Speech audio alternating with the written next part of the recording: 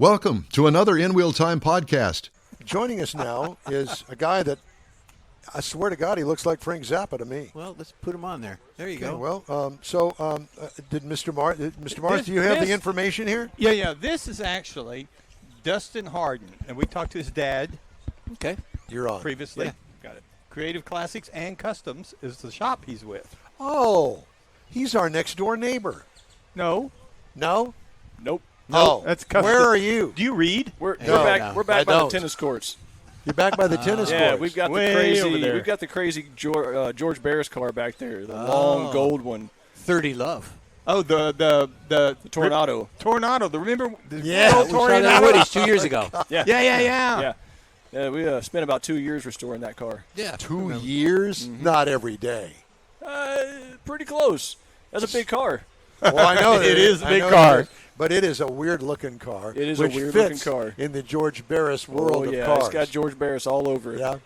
Did you find anything weird about that car? Things that were kind of like, you know, what did they do this for? You know, there's a lot of weird stuff underneath the skin of that car. Really? Where they needed clearance for something, they just took a sledgehammer and beat the crap out of it. To make room. You know, it looks like some of the holes they cut in the car, they used a hatchet instead of a saw.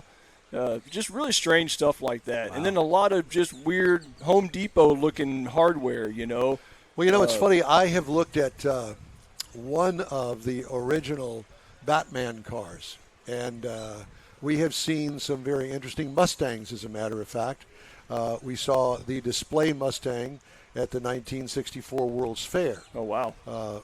Very nice guy, and he explained to us the car didn't go down an assembly line. It's clear. The door clearances, even the doors themselves had to be lengthened to fit. It's a bizarre thing of building a car, but really if you stop and think about it, if I were to build a car and I wanted it to look like the Tornado, or if I wanted it to look like the Batmobile, I really wouldn't care what was underneath it, as long as the running gear was okay. Right. Because I'm going to change the whole exterior of the car. But I've seen cars where they've peeled pieces of the skin off, and you're going, oh my God, it's a piece of crap underneath there. Sure. Yeah, it looks good for my house when you cover it up. But think about it, though. George Barris was in the business not only to do his creative thing and show it off, but he was also in the business to make money. Sure. Yeah. Well, how are you going to make money if you go out and buy yourself a brand new Tornado and then cover it all up and make all these modifications? Didn't Chop make it no up, sense. Put it back together. Yeah. Some of them came out of junkyards. Yeah. Like all of those that were on the Dukes of Hazzard. The majority of those, they were junk heaps when they painted them up and fixed them up. All they're going to use them for a jump. Yeah. Smash to them up. destroy them again. There you go. So other than the holes, the hatchet holes in it, what else did you find? Did it have the original running gear in it? It does. It has the original running gear. It's front-wheel drive, obviously. Yep.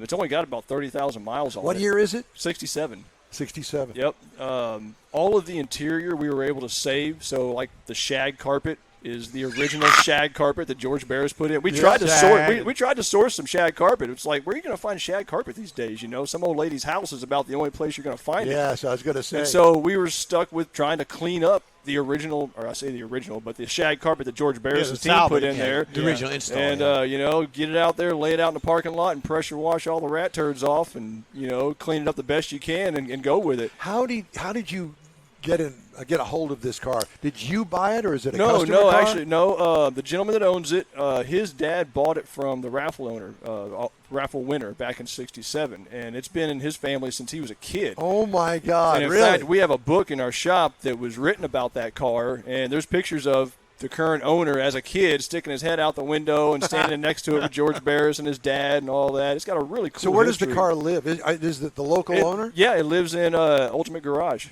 Okay. So And how did you connect with him? we were behind a mechanic shop in our first building, and the owner was a customer of the mechanic shop, and he told the mechanic about the car and all that, and he's like, "You guys got to go talk to this body shop back here. They could probably restore it for you." And so he asked us to come look at the car, and I believe me and another gentleman went out to his storage to look at it, and it was kind of crammed in with all this stuff, and it was the most bizarre thing I'd ever seen.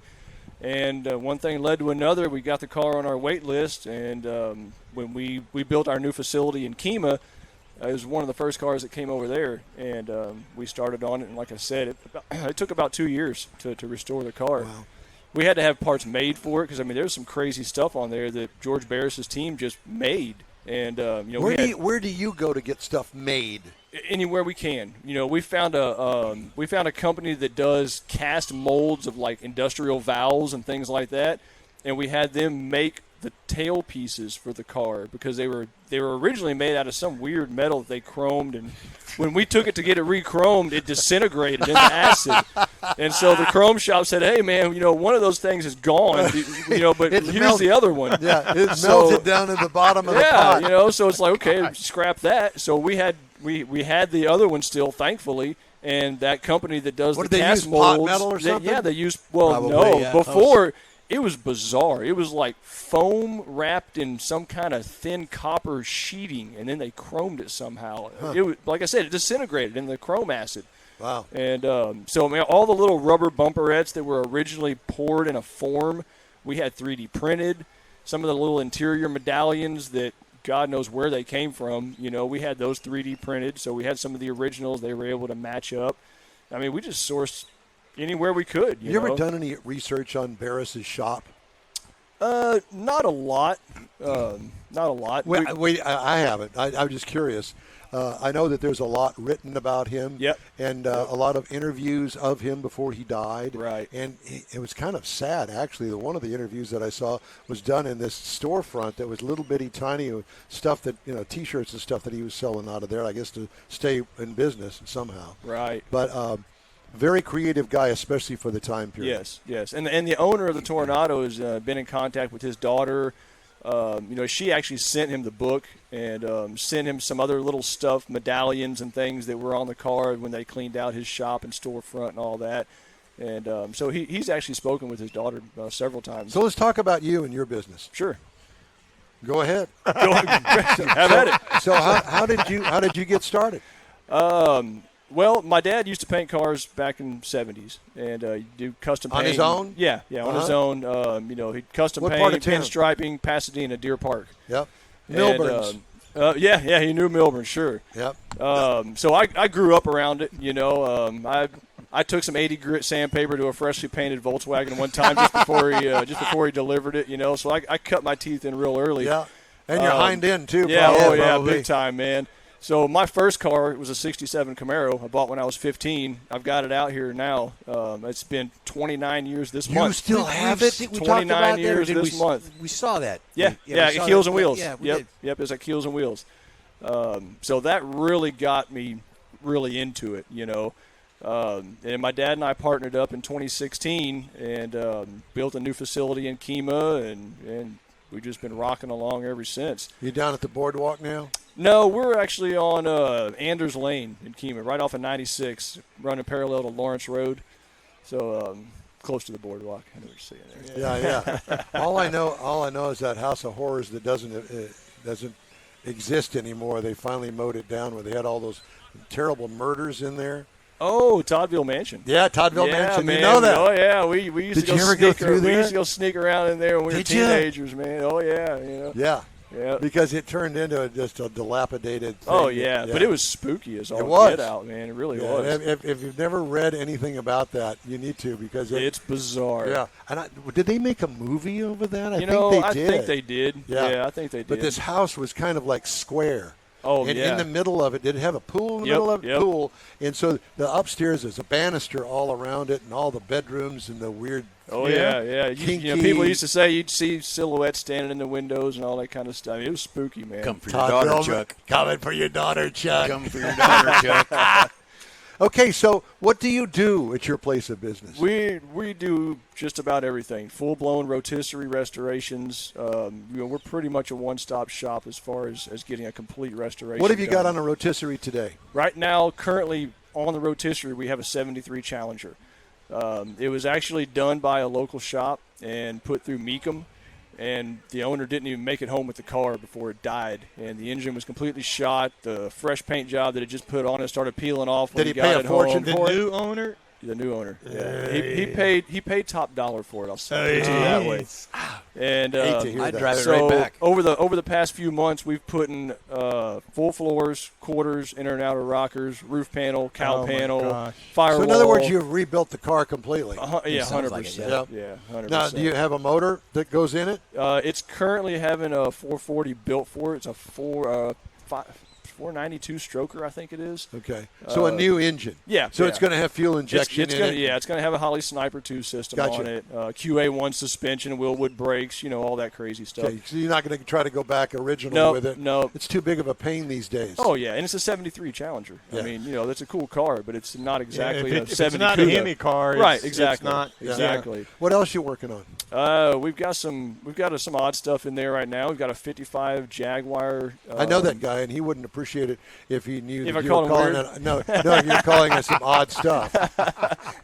Odd for what we do, I'll put it to you that Yeah. way. Anything Jaguar nice is to odd to find us. Anything Jaguar is odd, man. I'm just going to level with you, okay? Believe me, I know. Yeah. Very well. But yes. it's a neat car. It's actually a brand new body that was made in Ukraine. Half aluminum, half steel.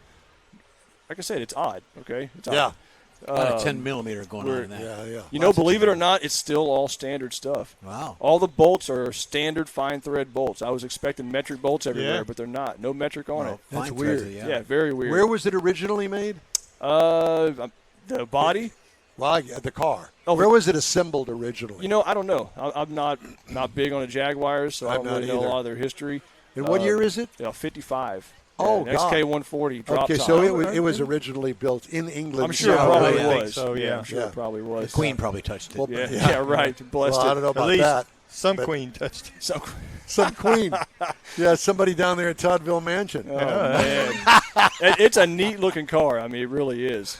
It's a neat looking car. We're finishing up a 72 Datsun 240Z, which is different for That's us. cool, yeah. It's a neat Yeah. little car. It's not all rusted through? Yes. Not anymore. Yeah, not anymore. Actually, the guys had the car since high school and did a bunch of work to it, engine, suspension, drivetrain, and all that, and then brought it to us for paint and body, and we discovered the body was so far gone. I mean, he'd have $60,000 in the body before That's it why ever you got never see painted. those cars anymore. why you They've all never see rusted 'em. away. They melted So- in the ground. He was actually fortunate enough to find a good donor car that had like a one paint job, been in a garage for 20 years, but didn't run or anything like that.